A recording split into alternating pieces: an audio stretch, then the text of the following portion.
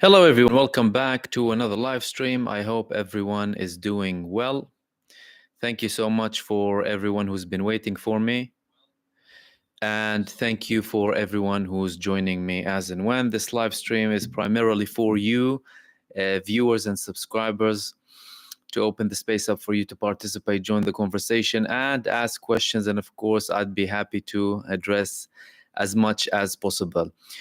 I sent you a link earlier on for my previous video as we had some very dangerous developments in the past hour. The Ministry of Interior in Gaza, they said that Palestinian Authority force run by Majid Faraj, the Palestinian Authority head of intelligence, entered Gaza disguised as the Red Crescent, the Egyptian Red Crescent. Very, very dangerous escalation. And I also spoke about some of the new techniques being used by the Palestinian resistance, alongside a couple of other things.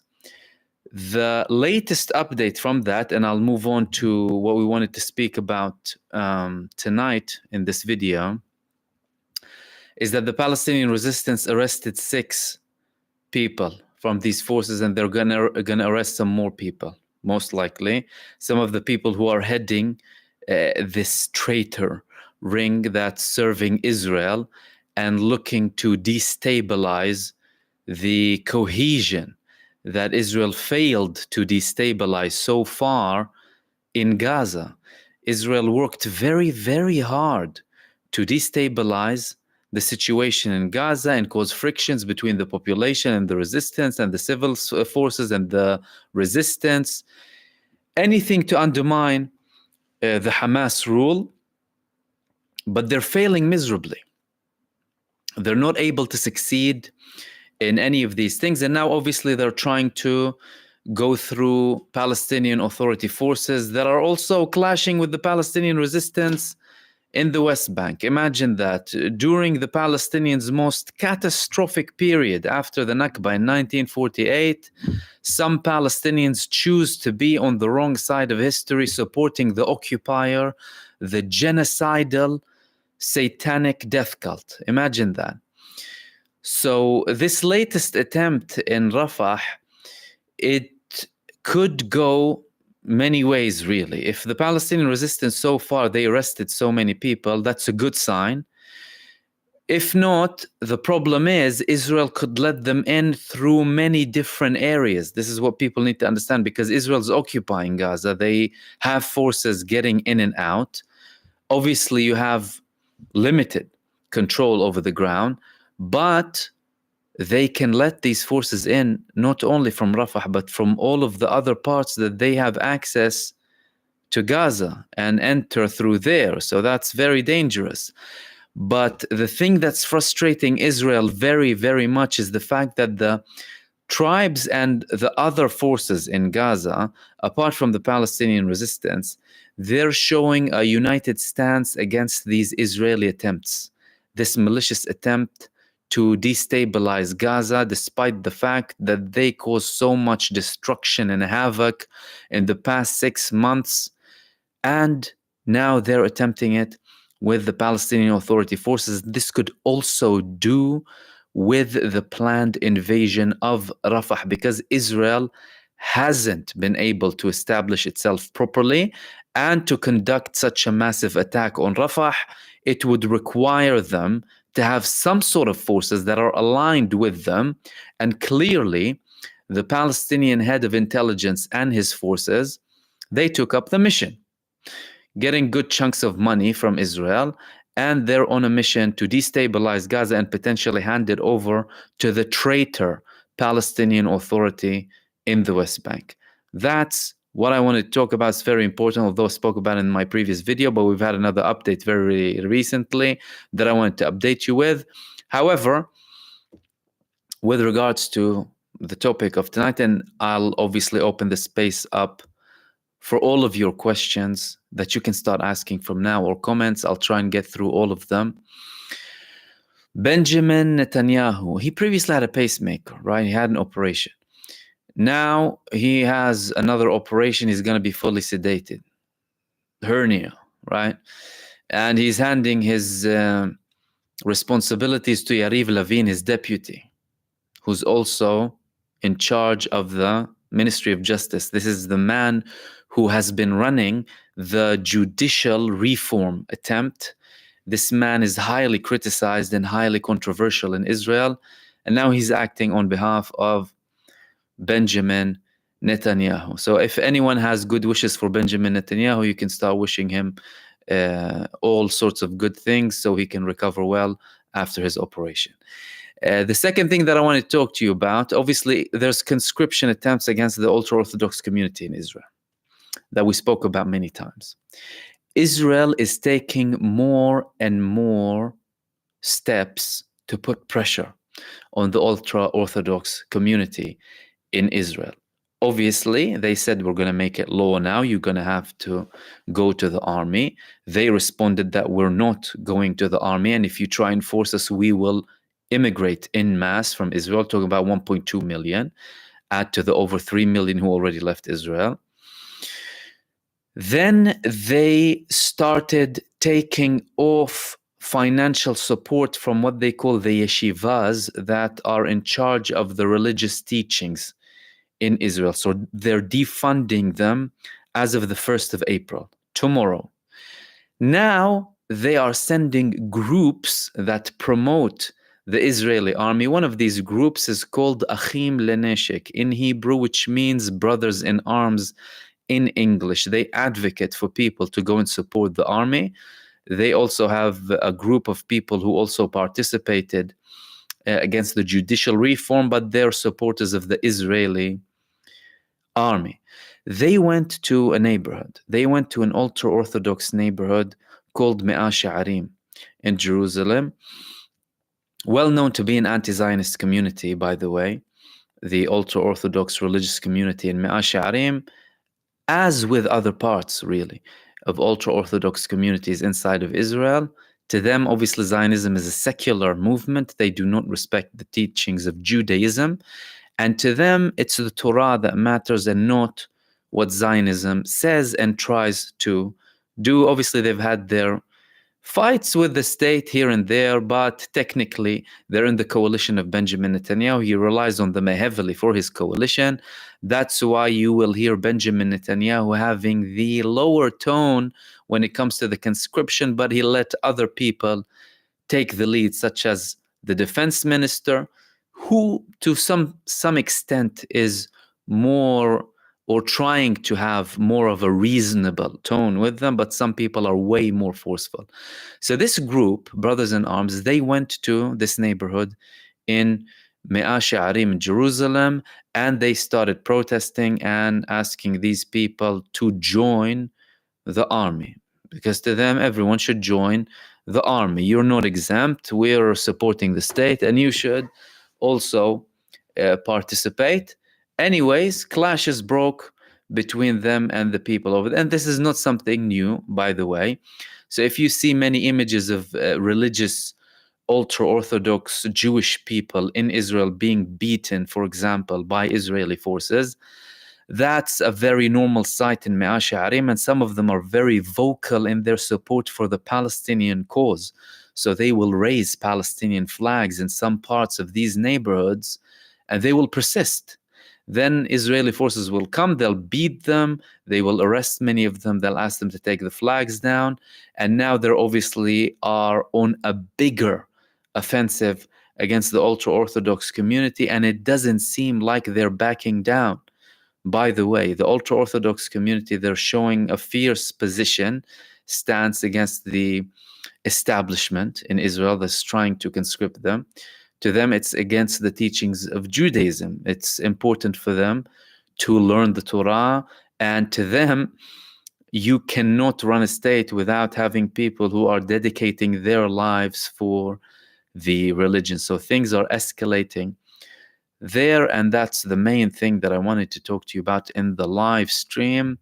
And now I'll open the space up for you if you have obviously any comments or questions, including not only to this subject that we spoke about in this live stream, but my previous video as well, or if you have a general also questions, I'd be more than happy to address them. Ian Weniger, Sheriff Bibi still has a deputy. Yes, he still has a deputy.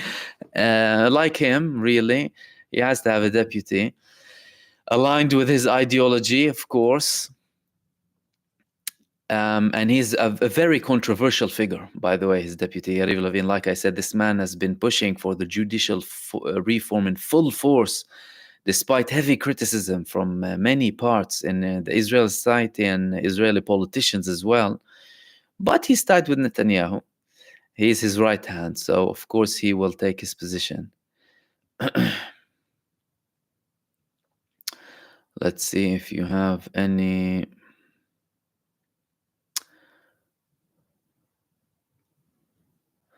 other questions.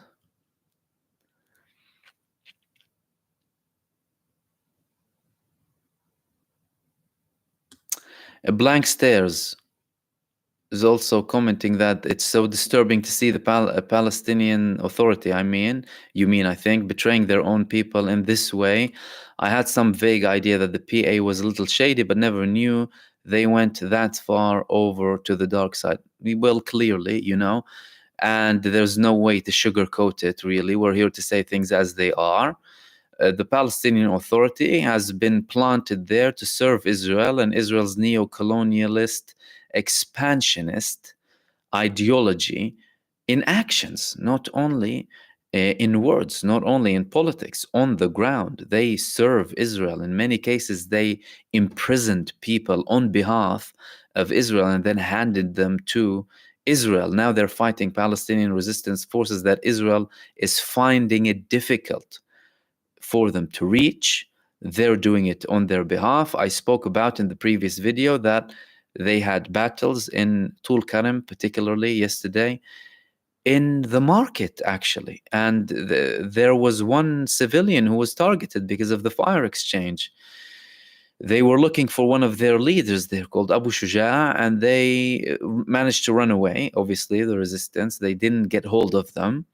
But it just highlights really the priorities of the Palestinian Authority, especially in this very, very dangerous and tragic time that the Palestinian people are living in. It just shows their priorities, who they're aligned with and who they serve.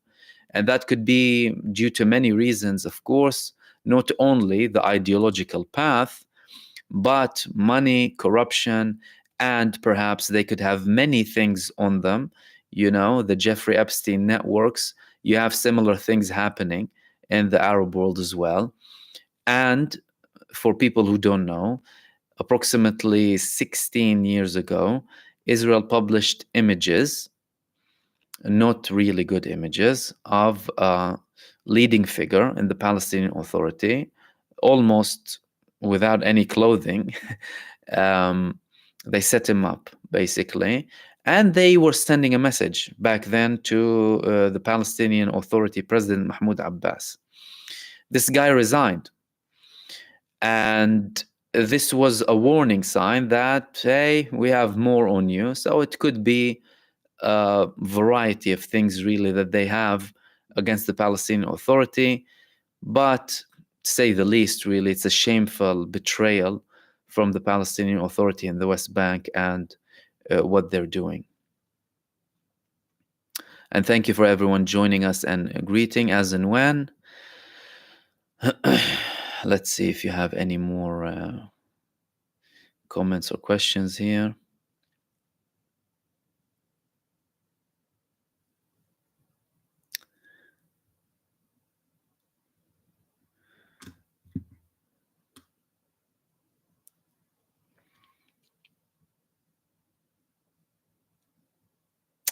Yusra Nasser, is it true that PA Authority fighters also came through North Gaza, but resistance fighters neutralized them? That it could be, because again, I haven't particularly heard that. The report that spoke about the resistance forces, the Palestinian Authority forces going through Rafah, by the way, they said that they were heading to North Gaza. I tend to not believe that, personally. I think they would have had more things to do in South Gaza, in Rafah particularly, rather than North Gaza. However, it's very possible for them to go in from North Gaza. Why? Because Israel is invading, is constantly getting more forces in through the northern parts of Gaza. But clearly, if the Palestinian resistance imprisoned 6 of them just from this recent attempt, then they are clearly aware of what's happening in the other parts of Gaza, because the Palestinian resistance has very good intelligence on the Israeli forces, let alone anyone else who deals with Israel. Many of their successes on the ground were due to the fact that they had prior knowledge to what Israel was planning. That's why we had many attacks against Israel in Gaza from the back. So they would lure them into getting into certain parts, obviously to attack them, to detonate whatever they have against them. But they also attack them from behind. This signals that they also had knowledge about their plans, where they're going to go, their land routes, all of these things. So they will probably have more information about people who deal with them. And don't forget that the Palestinian resistance has double agents acting like they work with Israel, but they're in fact working with the resistance. That's why it's a very difficult situation with Israel, and they're getting people from outside of Gaza, because Gaza, before the 7th of October, the Palestinian resistance, they managed to completely get rid of all of the spy network, all of Israel's eyes in Gaza. Otherwise, they wouldn't have succeeded in implementing such a large-scale operation, taking down the Gaza division in a matter of 4 hours. So, yes, they are awake, whether it's in the north or the south. And don't forget the recent missile launches, they happened from the northern part of Gaza. This shocked Israel. Israeli media is still talking about it this day. And today, they launched more rockets from the northern parts of Gaza. This is like humiliating beyond anyone's imagination for Israel. It's not something to be taken lightly. And this is why we highlight it. This is not something that's spoken about on mainstream media. But in terms of military invasion and operation, they're being obliterated and they're being humiliated in Gaza. If they have attack measures in the northern parts that were destroyed, flattened, bulldozed, what can you expect from the other parts, really?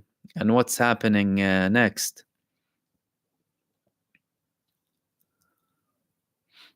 Muhammad Bulaish, salam alaikum Mahmoud, wa alaikum salam. I believe this new port in Gaza is meant to have ferries. When the IOF will launch the Rafah attack, they will push Ghazawi in the ferries.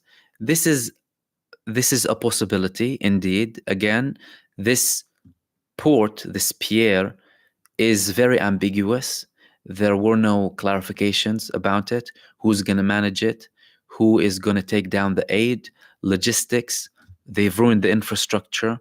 How are they going to spread everything? And the fact that you still have aid on the ground that they're not allowing to the northern parts of Gaza. So what are you telling me about this port? It's very ambiguous, suspicious.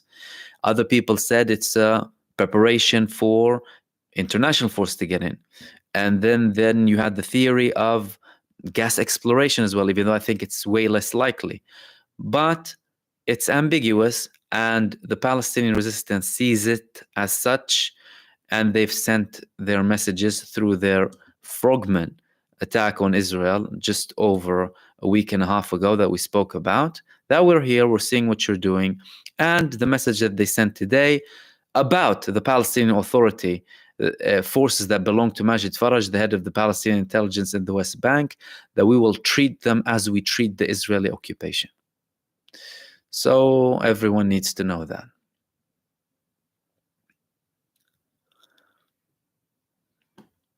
Rocket League, has IOF given up clearing the tunnels? And is this where weapons are likely being manufactured? They're no way near anything when it comes to the tunnel. 6 months in, they're nowhere near.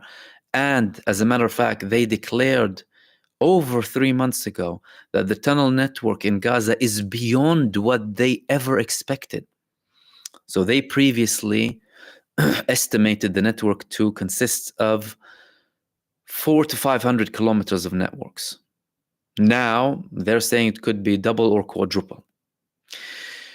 Then again, destroying the tunnels. Palestinians are still active everywhere.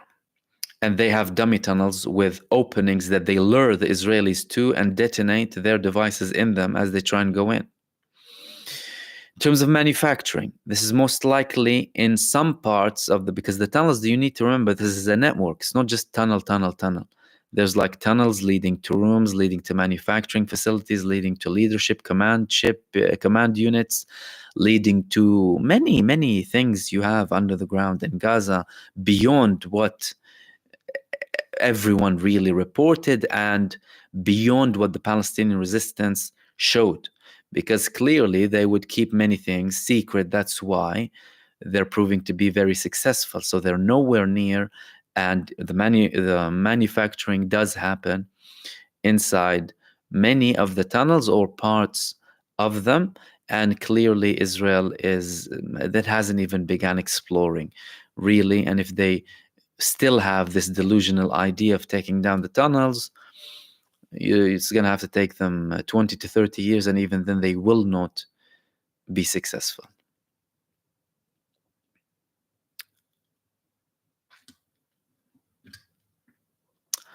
Everything Gaming, Mahmoud Ode, if you had to guess how the situation would look like in 10 years' time, what would it be? There wouldn't be an Israel as we know it today.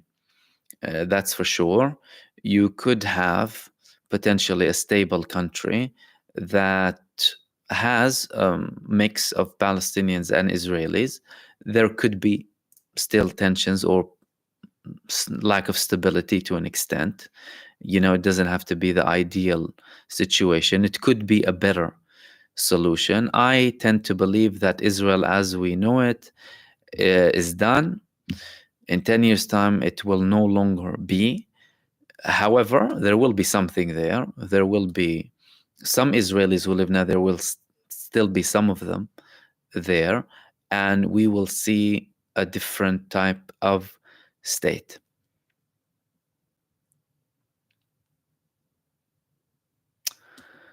Charles Healed, question, be we taking opiate medication, heroin?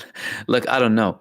But all I know is the second week into the war, all of these people, their faces changed. So their speech started to become slurry, right? They're not all there. Could be many things, really. But now that he's having this hernia operation, he's going to be fully sedated.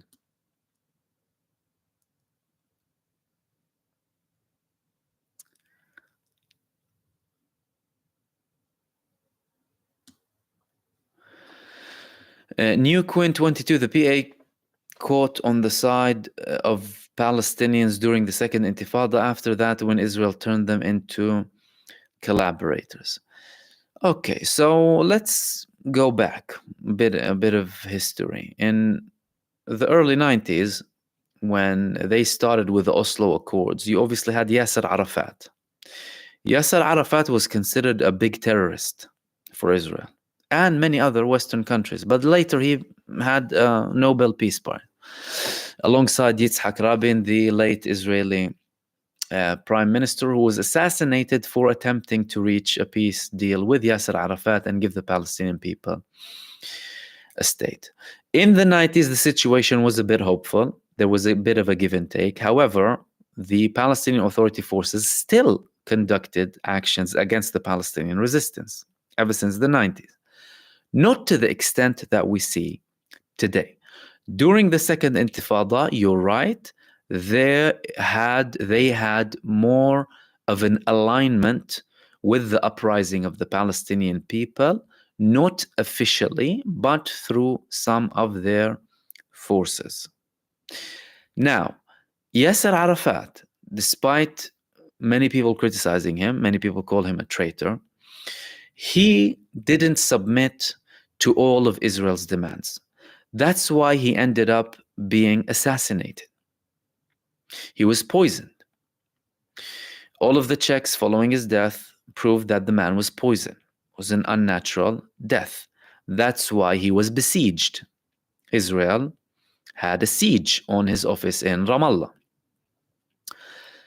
they probably ensured that they will have to implant someone very, very dedicated for them after his assassination in the form of Mahmoud Abbas.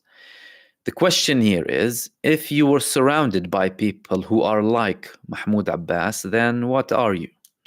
And where were you not seeing what's happening? That's another question. However, it's increasingly getting worse and worse. This is the least that we can say, because even Yasser Arafat himself, he had better relations with other Palestinian parties. He still supported, sometimes on the sly, the Palestinian resistance. He didn't follow everything that Israel said, and he still gave them a headache. Now, regardless of all of that, Benjamin Netanyahu saw him and met with him many times. This man who says that, there's no peace partner, no nothing. It's because the ideology now, the racist, supremacist ideology is so rampant, and they got used to getting their way and having an obedient partner, not even partner, an employee or a slave in the West Bank. Why should I compromise? Why should I give them anything? They don't deserve a state. So it's been increasingly getting worse and worse. However, you still have some people within the Palestinian Authority who are not like that. Now, you need to remember also that many of these people, they have family members who are not aligned with the Palestinian Authority, and they sympathize with them. We had some of them assassinated by Israel not long ago. However, saying that, in the general grand scheme of things, they are showing a supportive stance for Israel against the Palestinian people.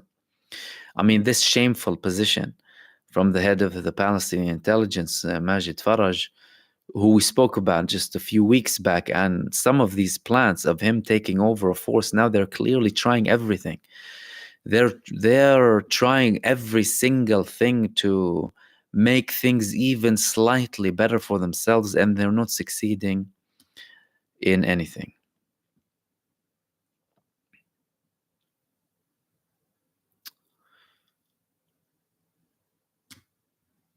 Ciel Ulrich, if Hezbollah enters the war, will Syria attack the Golan Heights, and will Russia support the Syrian military, since Russia already acknowledged the Golan Heights as Syrian territory?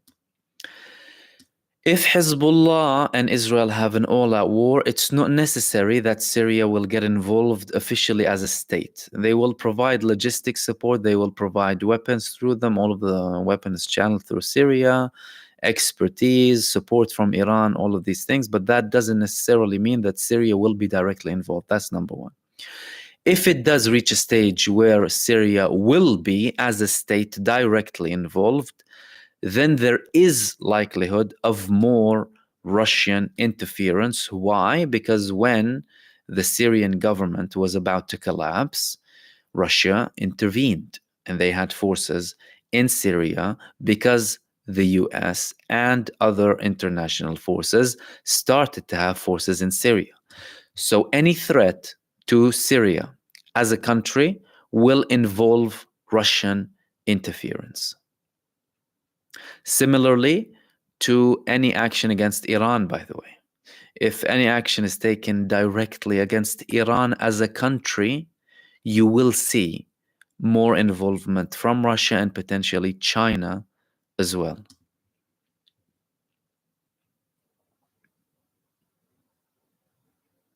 ABCD, removing Netanyahu and replacing him with another, most likely Gallant, will only change the face of genocide, not the policy. I agree. The only thing it can potentially lead to is probably a temporary deal, but that's very spot on. What's committing this genocide isn't Benjamin Netanyahu as a person only, but Israel as a country. Why? Because it was established on genocide, on ethnic cleansing, on mass expulsion, on mass killings, massacres. This is how Israel was established in 1948.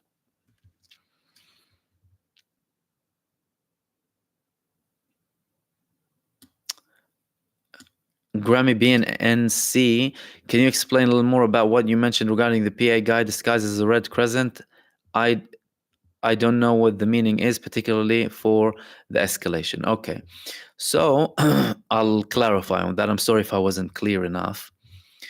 The Palestinian Ministry of Interior in Gaza, they declared that they identified forces belonging to Majid Faraj, the head of the Palestinian Authority intelligence services in the West Bank, not in Gaza, so opposed to Hamas. They identified them entering Gaza through Rafah, disguised as the Egyptian Red Cross. The Egyptian Red Cross provides essential services, support, and aid for the Palestinian people. These forces, disguised as the Egyptian Red Cross, entered Gaza in coordination with Israel to cause problems. If you're entering disguised, if you're armed, you're there to cause problems, to serve Israel, cause friction, potentially civil war. They identified them. The Egyptians said, we had no prior knowledge about this. We don't know how accurate that is, but Egypt officially said that. We had no knowledge that they were there. It could be true what the Egyptians are saying. Why? Because they said that Majid Faraj, the head of the intelligence who managed this force, he tricked and deceived the sides in Gaza that were due to receive the aid and distribute it. The tribes of Gaza and some of the groups in charge of delivering the aid that are aligned with the Palestinian resistance and work in coordination with the government officials in Gaza, Hamas. They arrested 6. That's up to 1 hour ago. They will most likely take all of them down because they arrested the leadership of this group. But this is very dangerous because it's signaling that Israel has begun the action of using Palestinian forces that are aligned with the West Bank Authority as proxy, as mercenaries, to go in Gaza and help them, most likely with the operation in Rafah, rather than what was reported that they were heading towards the northern parts of Gaza, which I tend to not believe, because it's more crucial for them to control what's happening in Rafah before this planned invasion, because Netanyahu, he had a statement earlier on before his operation, and he was saying that the operation in Rafah is imminent. So I hope that elaborates further. Oh, and by the way, one other thing that Benjamin Netanyahu said in his press conference today, he was surprised that people are saying it's a genocide. And he said that Israel is doing whatever it can to avoid the tragic loss of life among civilians. And he also said that the Israeli army is doing what no army in the world ever did to protect civilian lives. I just wanted to highlight that for you. I forgot to mention it.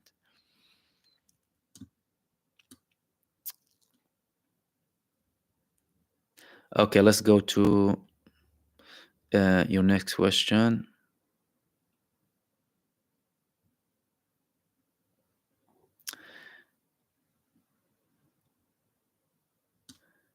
DL Sendero, the PA is fighting the resistance in Gaza. Do I have that right? Yes, trying to.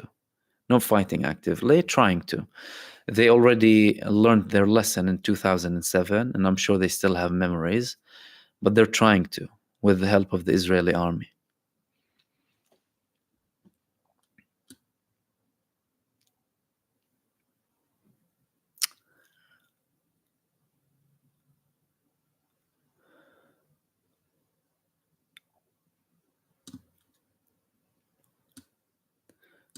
Also, Dale Sendero is asking, Mahmoud, didn't the PA have forces in Gaza fighting with the resistance there? No. the forces that were fighting with the resistance are armed resistance groups ideologically belonging to the Fatah movement that officially runs the West Bank, but were split from them. So Fatah as a movement, after the Oslo Accords, after this whole approach of only diplomacy and no resistance with Israel, they had multiple splits. So in Lebanon and Syria, you will see a group called Al-Asifa, the Storm, which is a nickname for the early days of Fatah, and you have many people outside of the West Bank who don't like the traditional approach. Now, you still have resistance movements ideologically backed with the same group that's running the West Bank, but they are not officially the Palestinian Authority forces.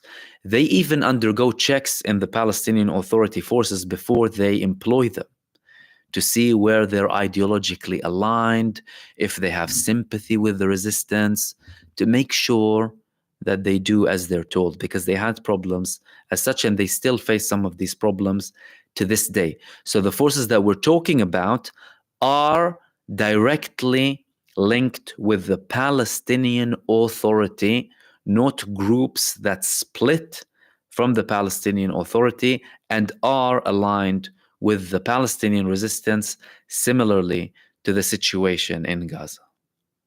Because all of them are one front in Gaza, despite all of their ideological background. So Hamas and the PIJ, for example, Islamic ideology, PFLB, socialist leftist, Fatah or Katab Shuhada al-Aqsa, nationalism, right? It's different, but they are united in the front against Israel. And they have a joint group that are joint command that are running everything. Lizzie Lizard question, we don't hear about the damage Hezbollah has done in Israel. Is it a lot of damage which would make a difference? They've done a lot of damage, yes. So they started by attacking all of the posts across the Israel-Lebanese borders. They attacked the northern command base. They attacked the northern Israeli air command base. They attacked other command bases. They expelled over 90,000 people from their homes due to their attacks.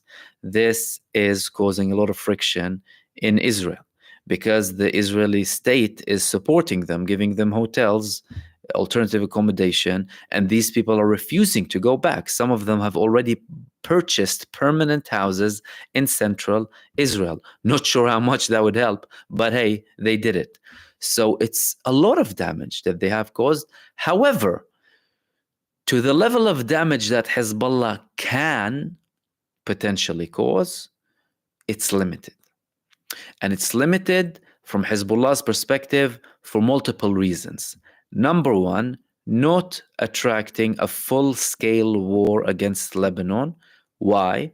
Because they don't want to drag Lebanon into an all-out war.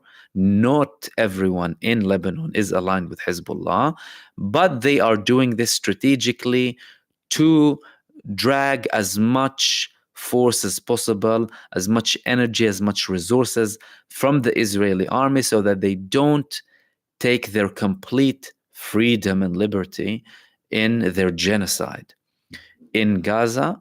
And in terms of that balance, I think they are quite getting it right in terms of balance. Obviously, you'll have many people criticizing them, saying, oh, you're only toying with Israel or whatever. But I don't agree with that criticism. I think they are active and they are harming Israel. And obviously, you will not see that on mainstream media, similarly to how you won't see 99% of reality on mainstream media. It's not there to enlighten you, to inform you about the reality. It's there to brainwash you, manipulate you, scare you, and shut you up. That's what it's there for, to serve the forces that be behind them and not have any criticism against the status quo and what the governments want. Okay, let's see if we have any. Yep. Okay. Dr. Adnan Rashid, will Israel be able to defeat Hamas anyway? What will be the future of this war? If international forces come to Gaza, then how long will they stay? Will Hamas allow companies to explore gas? Interesting kind of combination in one question, but I'll take them one by one. Will Israel be able to defeat Hamas anyway? I don't think so. What will be the future of this war? Two options: either an ongoing conflict with a final solution for everyone, or a temporary solution with an ongoing conflict up until we reach a point of a bigger solution that is long term. That's the second question. What will be the if international forces come to Gaza, then how long will they stay? If any international forces go into Gaza, that would depend on the Palestinian resistance, because if they would treat any international forces the same way that they treat the Israeli forces, then no one would want to go into Gaza.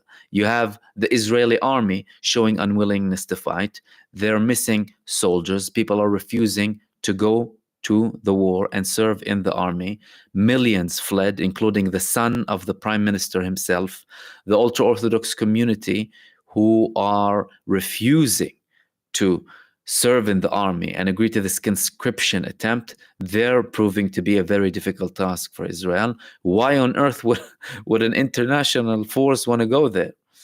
Right? People are not blind. People are seeing what's happening. Like if the people of the country are not willing to fight for it and fight for Benjamin Netanyahu, then why should I go and kill myself for him? What am I going to be paid, like millions per person a month, right? And the final one: will Hamas allow companies to explore gas? If, again, it will be in coordination with them. Obviously, the whole exploration thing is being done with Israel in a typical arrogant way. You know, we're entitled to everything. We're entitled to the gas off the shores of Lebanon, but they had to strike a deal with Hezbollah and the Lebanese state at the time. If Hamas are still there, and they most likely will remain there, it would have to be coordinated with them, because they have the capacity to attack any gas field. If the Iraqi resistance have the capacity to attack gas fields off the shores of Israel, and the Yemeni resistance and Hezbollah, Hamas will have that capacity too, alongside the other Palestinian resistance movements. So it needs to be coordinated with them. But that's something that's definitely on hold for now, because Israel is unable to get out of the mess it got itself into. And Benjamin Netanyahu is not willing to go down the enormous ladder that he climbed up. And he is stretching this as much as possible, because he knows that his fate is tied with this genocide. And when it ends, it's his end as well. To him, it's a do or die. And he is completely careless about Israel as a state.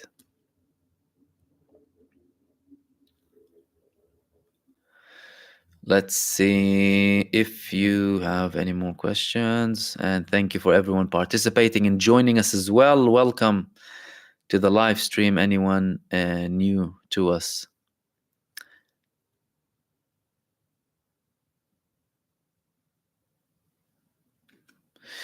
Interesting. Dan, question. Mahmoud, why isn't Dimona brought up at the UN to stop weapon transfers to the Zionists? Dimona, I would assume you mean the nuclear project for Israel, because it highlights the hypocrisy. They've been boasting and saying stuff about any country that has any sort of plans to have nuclear weapons, right? They've been telling us about Iran, warning us that they're going to annihilate the world or what have you, North Korea, all of these countries. Although Iran in particular, they said we're not interested in having nuclear weapons. But Israel, despite the fact that they said that they have nuclear weapons and threatened to use them against the population in Gaza, it's as if they can get away with it. Again, highlights the levels of hypocrisy that exist in this world. You have countries with 6,000-7,000 nuclear warheads telling countries, oh, you're not allowed to have nuclear weapons. Why? Because we said so. Interesting. And this hypocrisy is on its way to end, really. And look, Ukraine started the trend of reshaping the world, right? And having a multipolar world. Gaza's accelerating it, and things will be changing. We're just in the middle of it, really. And they won't be able to get away with everything for a very long time. And also, one thing about Dimona, by the way, it's important to note that although an Israeli revealed the nuclear project, his name was Mordechai Vanunu, he was kidnapped from London, actually. It could well be that obviously the majority of the weapons and projects are not in Dimona, right? And it's there as like a cover.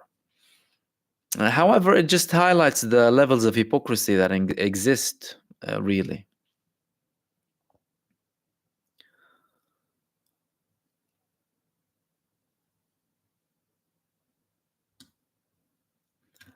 Anas Bil Shihab, did Yasser Arafat believe that the Temple of Solomon was in Yemen? I've heard it's one of the reasons they killed him. I'm not sure if he believed that, but I don't think that that's the reason they killed him. I think he refused to play ball with them to the fullest. That's why. And they needed someone completely aligned with them in the West Bank. Because don't forget, the West Bank is way bigger than Gaza. The Palestinian resistance activity in the West Bank in the early days was very heavy. And with regards to his belief, I'm not sure. I mean, like, they know what the Palestinian people believe. I don't think that has any link to it particularly. It's more of his position and him not giving up certain things when it comes to Israel and with the potential of a political solution between the Palestinians and the Israelis.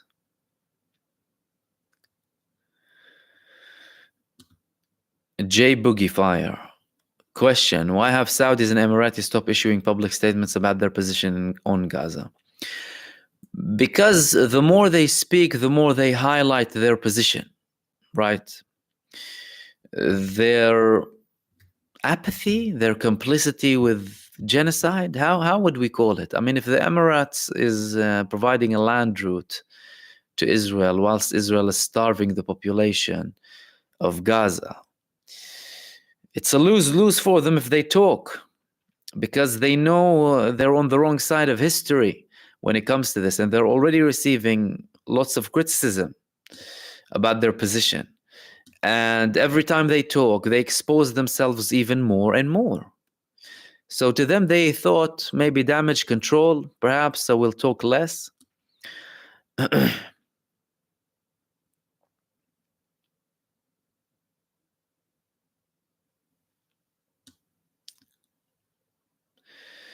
Kate, how can Palestinians who watch the brutality of Israelis on them in Gaza, West Bank, and make decisions to betray their own bros? It just proves that it's not about the people themselves and their ethnic background. It's about their position as a human being.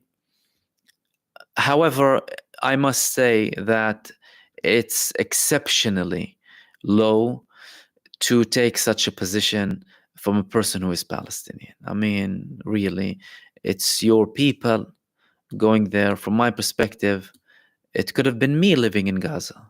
If I was destined to be born in Gaza, it could have been me and my family. So how can anyone who's that close to the Palestinian cause have any sort of position as such? And if you're a decent human being with a functioning moral compass, you would say, if I justify such actions, such atrocities like Israel, then I'm justifying the act. And that act can be implemented against me and my family at some point when the time is suitable for the powers that support it. Because the powers that support it don't only exist in Israel. They're in the UK, they're in the US, they're in Europe, they're in other parts of the world, which is something very dangerous.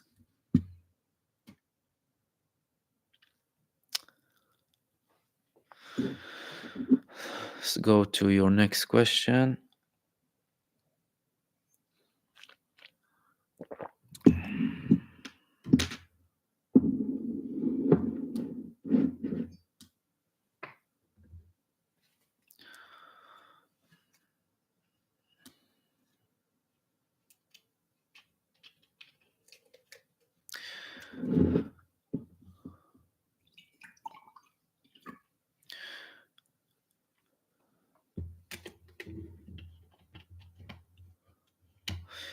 Okay. Beverly West. Any update on the Houthis and their intercepting of shipping to Israel? Yeah, they're still very active. They expanded their operation to South Africa. They expanded their operation to the Indian Ocean.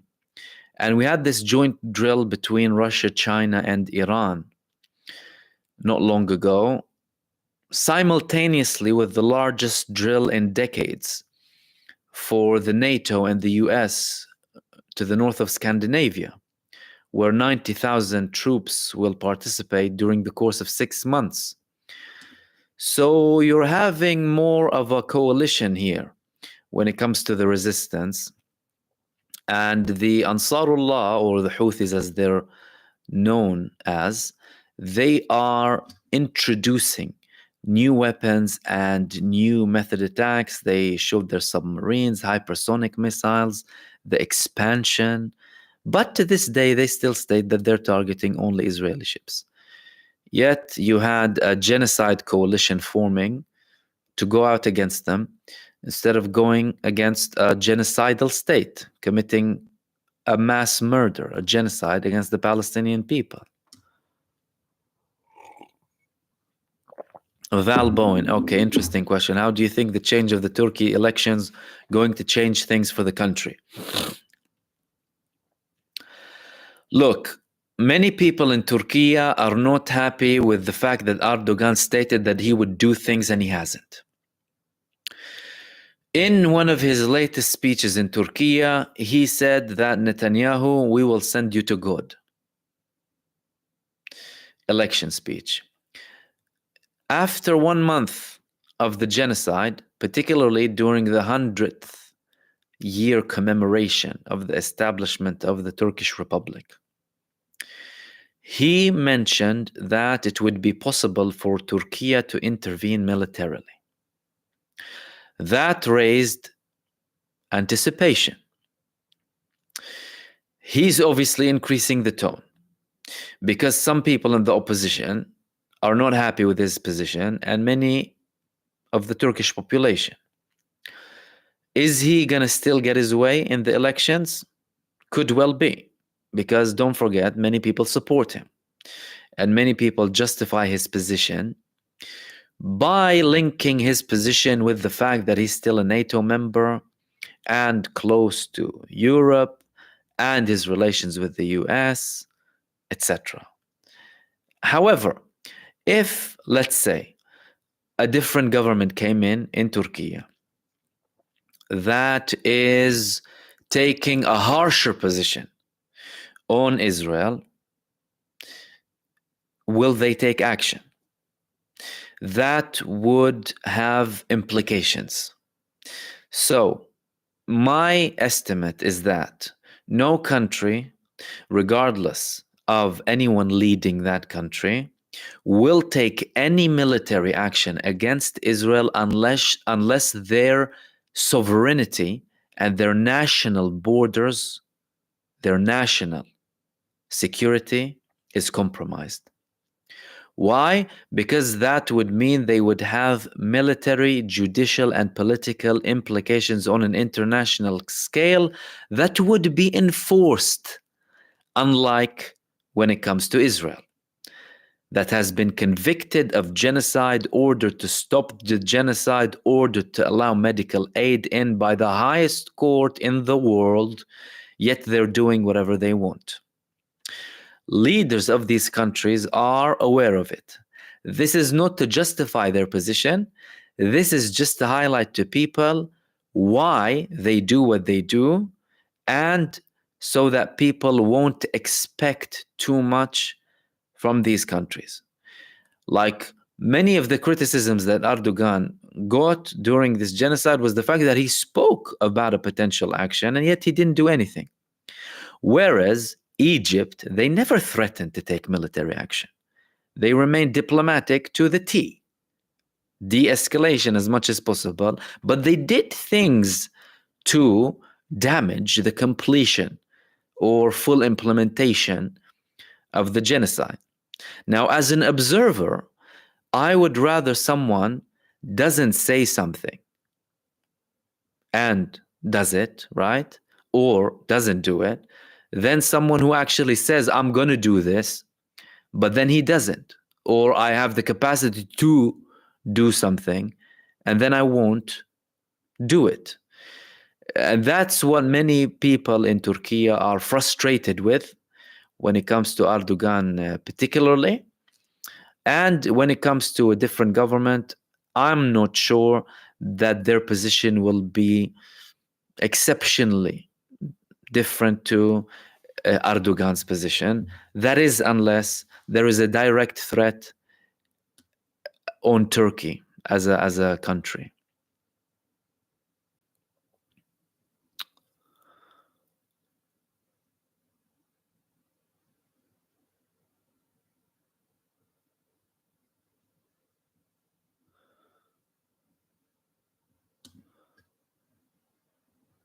Okay, let's see. Where did we reach? Okay, we're popping up with more questions here. Thank you for your contributions, by the way, guys. Okay, where did I reach? Here we go.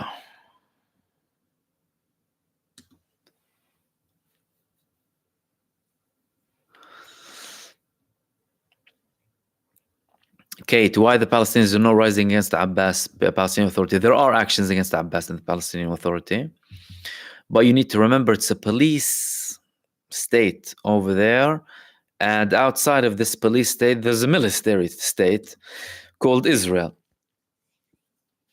So the average person, again, not to justify or whatever, but I think, you know, every person knows his limitations, his capacity, and what he can and cannot do, and the risk he's willing or not willing to take. There is definite dissatisfaction from Mahmoud Abbas, not only from the Palestinian population in the West Bank, but from the Palestinian Authority from within. Like some of his previous closest allies in Gaza, they have very bad relations with him, like Mohammed Dahlan, who's increasingly showing more and more appearance as someone who could potentially come back to Gaza, although he was expelled from Gaza after his very negative position, to say the least, after the democratic elections in 2006.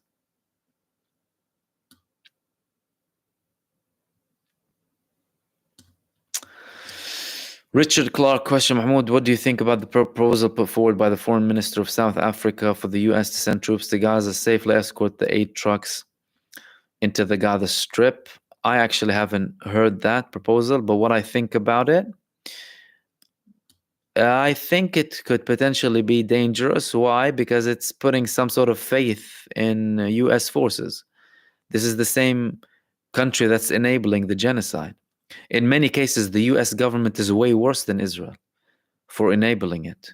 Why? Because without US support, Israel wouldn't have been able to commit this. So the US is worse as a government than Israel. And I gave an example previously. It says if you have a psychopathic genocidal person, violent, who killed people previously, detained somewhere, and you have the warden come in handing him the keys, get out, and giving him another key to a mass room full of weapons and telling him, hey, go there. Who's worse, the psychopath or the warden? The warden. And that's the US administration for you. I wouldn't trust them.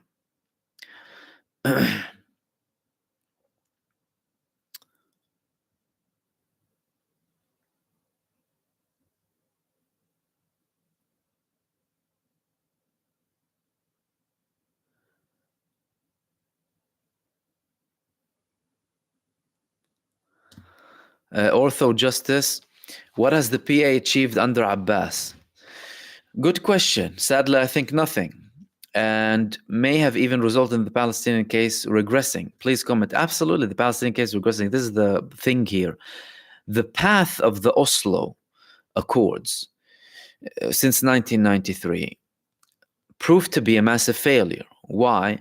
Because it was there. It was there to support the establishment of the Palestinian state, giving the Palestinian people a country, and going towards that path.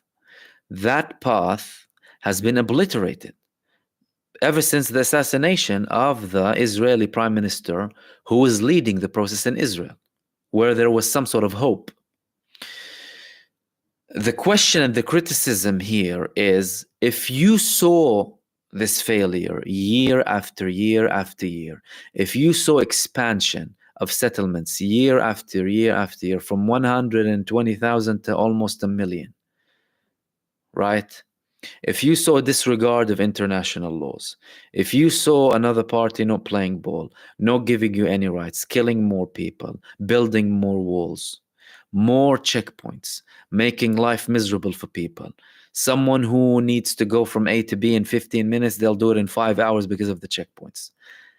Of course it regressed the Palestinian cause, because it didn't use any momentum from the level of morality and just that this cause has. And it hasn't been able to politically achieve any results from Palestinian people's actions. It hasn't cooperated with the Palestinian resistance, right? And you need sometimes diplomacy and sometimes you need resistance, because it doesn't work only in one way, right? Israel doesn't give you rights by being asked to. Oh, hello, Israel. Hi, can I have my rights? No one gets it that way. And that's how the Palestinian Authority is acting. We support the peaceful resistance. You know, many people online on social media, they joke about it. Like there was this one person on TikTok from the West Bank who posts jokes. He went to a checkpoint, right, where the Israeli soldiers are, like maybe 50 to 100 meters away from them. And he's saying, I want to give an example of peaceful resistance. Hey, Israel, open up the borders, give us our rights. And no one's listening to him. That's exactly what the Palestinian Authority is doing. It's cynical. It's comic, really. Doesn't make any sense, which highlights that it's there against the Palestinian people, not for the Palestinian people.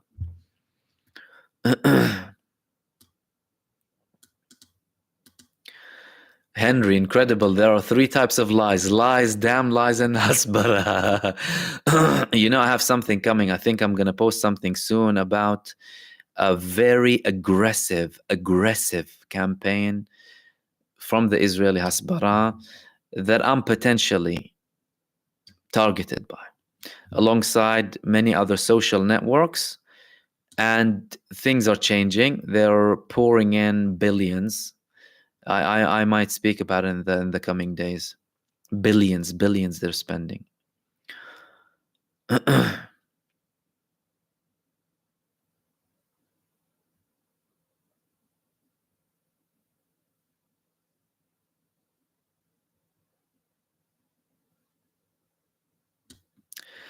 Mike Balaiti, hello, love your channel. Thank you. Is it true that part of the reason why Hamas attacked on October 7th was because of the talk of the red heifers and how the far-right Israel want to sacrifice the red cow?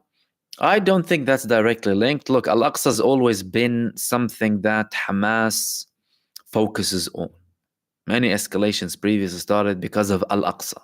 It's a holy place, and Israel continues to bully, expand, and they're looking to demolish it. However, when we want to talk about the 7th of October, we need to recall the initial statement by the person who announced the 7th of October, who was Muhammad al-Dif, the commander of Al-Qassam brigades that Israel has been trying to kill for over 30 years. The last image we have of him is in 1989 or early 90s, I think. Israel, to try and show some sort of an image of victory, they AI faked an image of him as if they saw an image of him in Gaza holding dollars and drinking coffee. Is something so stupid. However, when he announced this operation, he mentioned a couple of things. However, the highlights and reasons behind his campaign, 7th of October, he mentioned that prisoners, that's number one. He said, we have tried for very long to reach an agreement with Israel about the Palestinian prisoners who have been kidnapped, taken as hostages, including children under administrative detention, who have been dying and tortured to death in Israeli prisons. That's the first thing he spoke about. The second thing he spoke about is the constant aggression about the people in the West Bank. Third thing he spoke about is the siege on Gaza. How long can people handle a siege and lack of freedom of movement with very, very minimal approvals of anyone working in Israel or what have you, which just proves that Hamas as a movement is a movement with the Palestinian national interest at its heart, and it's not only interested in controlling Gaza, like many people were telling us before. If they only were interested in controlling Gaza, well, they had money coming in, right? But the 2021 escalation was similar in a sense.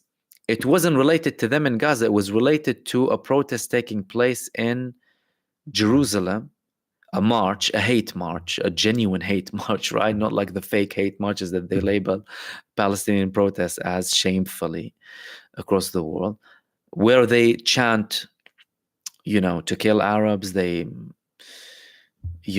speak badly about Muslims and the Prophet Muhammad, peace be upon him. And that march was due at 6 p.m. He released a statement in the noontime. He said, if Israel doesn't cancel the march, I'm giving you until 6 p.m. to cancel the march. If you go ahead with it, we will attack you. Israel disregarded him. 6 p.m. on the dot, missiles on Jerusalem. Why? Because they look beyond what's happening to them only. They look at the bigger picture, and they're willing to sacrifice themselves. The red eye for Al-Aqsa, all of these things, they know that something's coming for Al-Aqsa, of course, but that wasn't solely the main reason. However, the name signals the importance of Al-Aqsa for Hamas, but there is much more human suffering rather than Al-Aqsa Mosque as it's on its own, although it's very important and very holy, the third holiest site in Islam. Jerusalem was the first Qibla or direction of prayer for Muslims. And Israel constantly does atrocities in Al-Aqsa compound. They attack people, they kill people, they launch grenades inside where people are praying, right? And the world ignores it, like mainstream media and stuff. So I hope that elaborates.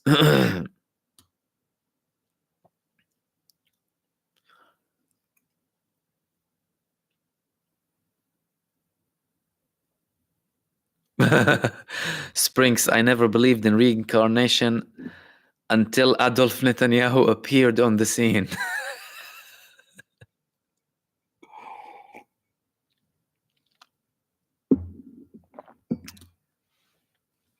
Okay, let's see if we have any more questions. Kate, what will happen if Israel, USA bomb the last stand? Rafah, game over for who? Look, they don't want to go there because they know how much it means for Egypt. If Rafah is attacked heavily, that's a national security threat for Egypt. That's when you can start talking about Egyptian intervention. Egypt is one of the main reasons for delay. Their actions in Rafah, their threats behind closed doors, and them saying that even the diplomatic relations, you can put that on hold. However, Israel's been speaking about it for 3 months. What's delaying them taking action? One of the main things is Egypt.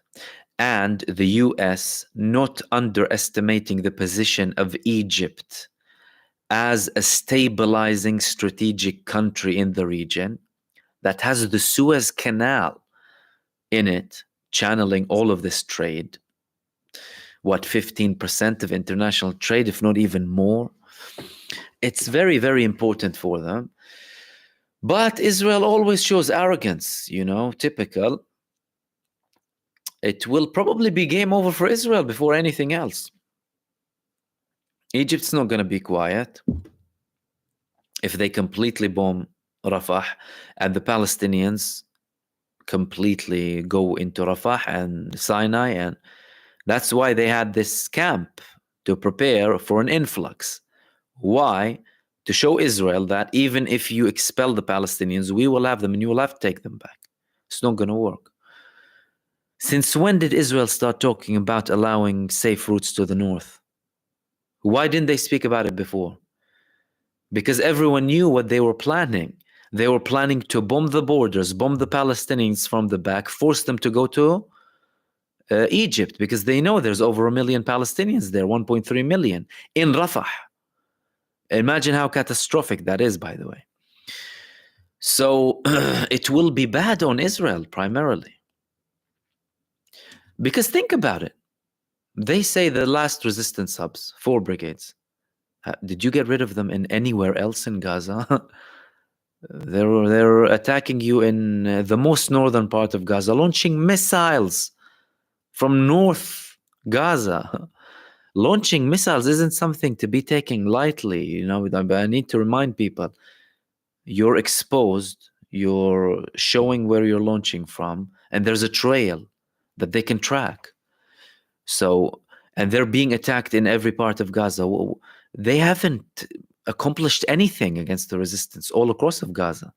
This whole Rafah thing is meant to be the last hope for them to implement the genocide and expel them, completely completed, expel as much as possible.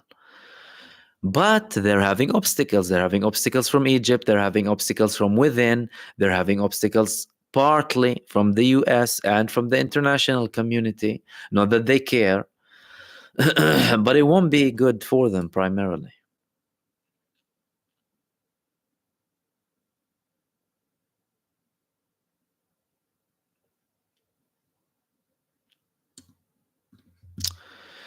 Yusuf Ali Salam Mahmoud looking hench. Do you hit the gym? Of course, dude. I have to hit the gym. If not the gym, then push-ups, pull-ups, exercise. You have to exercise.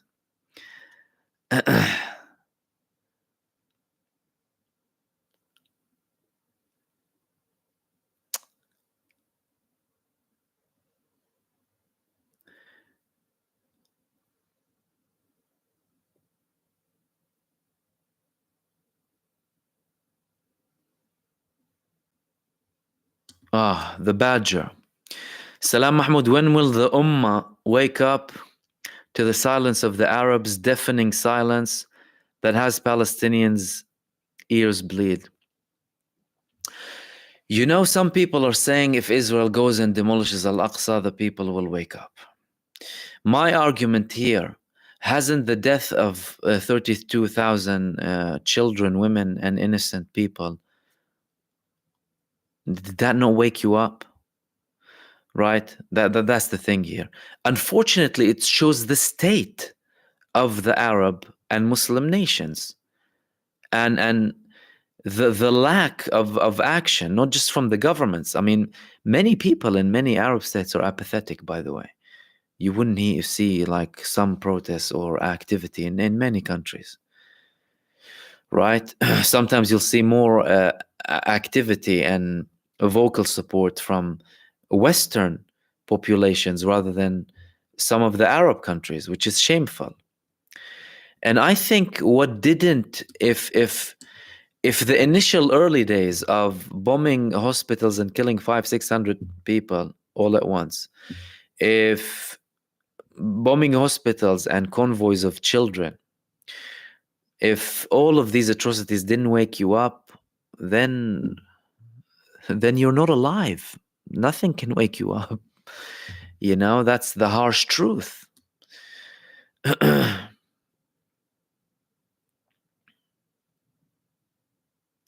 And thank you for everyone commenting and sending nice comments. Just trying to reach, see if you have any other relevant kind of questions before we wrap up.